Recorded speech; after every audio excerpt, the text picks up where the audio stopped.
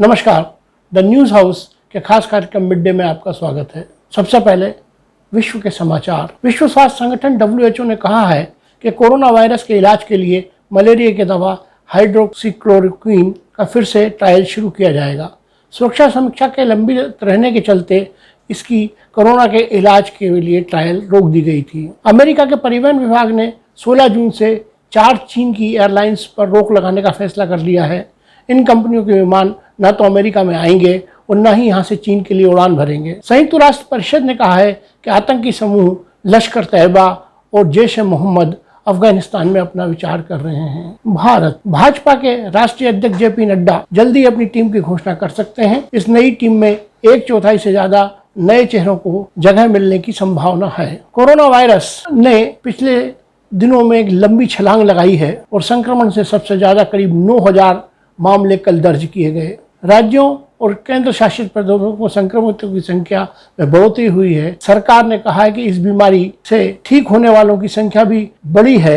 यह आंकड़ा 1 लाख से ऊपर पहुंच गया है। केरल सरकार ने कहा है कि पालक्काड़ जिले में एक गर्भवती पत्नी की निर्मम हत्या के मामले की जांच वन्य अपराध जांच आयोग से कराएगा। मध्य प्रदेश में राज्यसभा में किसे भेजा जाए, इसको लेकर कांग्रेस में द्वंद्व छिड़ गया है, क्योंकि दावेदार 2 हैं और विधायकों की संख्या बल के आधार पर उसके सिर्फ एक सदस्य का ही निर्वाचन होने का आसार दिखाई देता है।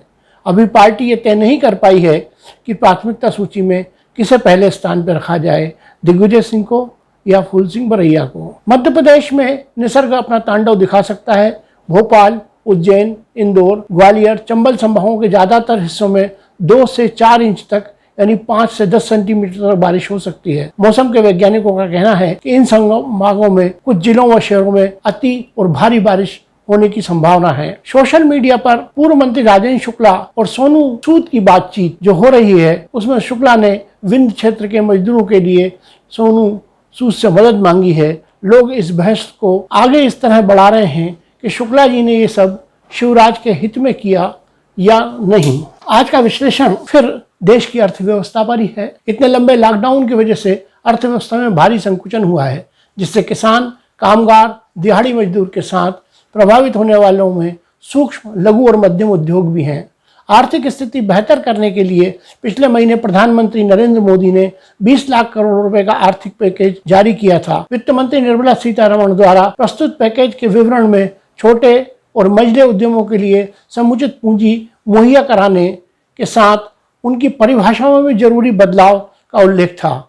इसका सीधा लाभ समाज के उस वर्ग को नहीं मिला जिसे आज इसकी सबसे ज्यादा जरूरत है। उन उपायों पर केंद्रीय कैबिनेट की मोहर लगने के साथ ही सूक्ष्म, लघु और मध्यम उद्योग क्षेत्र के लिए 70,000 करोड़ की राशि उपलब्ध हो सकेगी।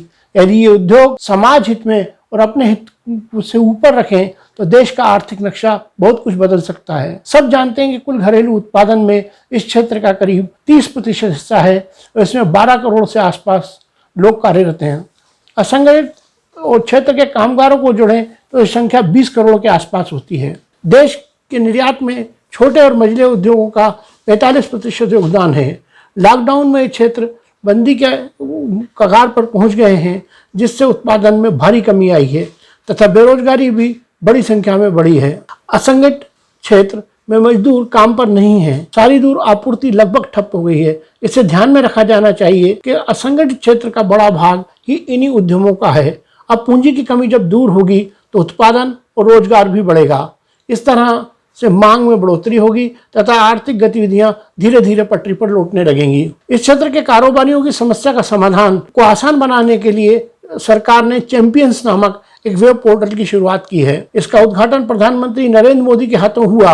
उद्घाटन के साथ अनेक शिकायतें भी दर्ज हो गईं। तकनीक के इस दौर में सुगमता और सूचना तथा जानकारियों को हासिल कर शिकायतों का त्वरित निराकरण जरूरी है। आमतौर पर अभी तक उन छोटे कारोबारियों के लिए बैंक से कर्जा लेना लगभग असंभव होता था, जिनके पास गारंटी के लिए कोई परिसंपत्ति नहीं होती थी। लेकिन ऐसे कारोबारी अब आसानी से कर्ज ले सकेंगे। जिनके पास गारंटी नहीं है वे अपने उद्यम को भी आगे बढ़ा सकते हैं, पर यह रास्ता अभी सुगम नहीं दिख रहा। बैंक उदारता नहीं बरत रहे हैं। बड़े उद्योगों और भगोड़े करोड़पतियों ने इस विश्वास को हिला दिया है जो बैंक और ग्राहक के बीच होता है। प्रधानमंत्री नरेंद्र मोदी ने कहा है कि देश के इतिहास में पहली बार ऐसी व्यवस्था की गई है जिसके तहत रेहड़ी पटरी और ठेला लगाकर अपनी जीविका चलाने वाले लोगों को बैंक से कर्ज मिल सकेगा।